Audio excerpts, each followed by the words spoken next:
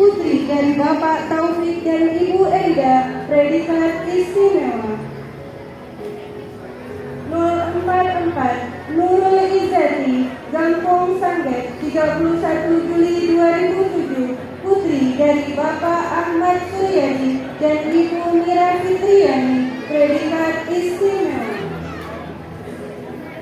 45 Nurul Hulia, Pidijaya, 27 Januari 2009, putri dari Bapak Taufik Triadi dan Ibu Raihan, predikat istimewa. 46 Putri Ratu Mulkis, Banda Aceh, 7 Juli 2009, putri dari Bapak almarhum Junaidi dan Ibu Mawaddah, predikat baik sekali.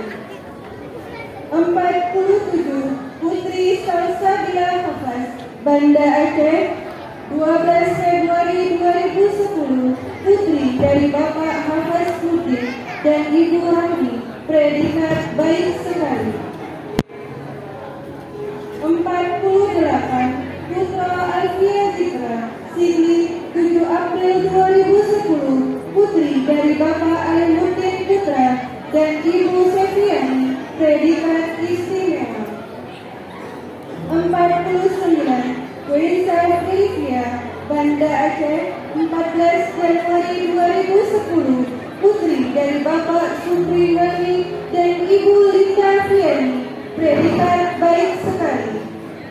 50 Rahil Hulwan, Aceh Utara, 20 Oktober 2009, putri dari Bapak Iskandar dan Ibu Yuliana, predikat baik sekali.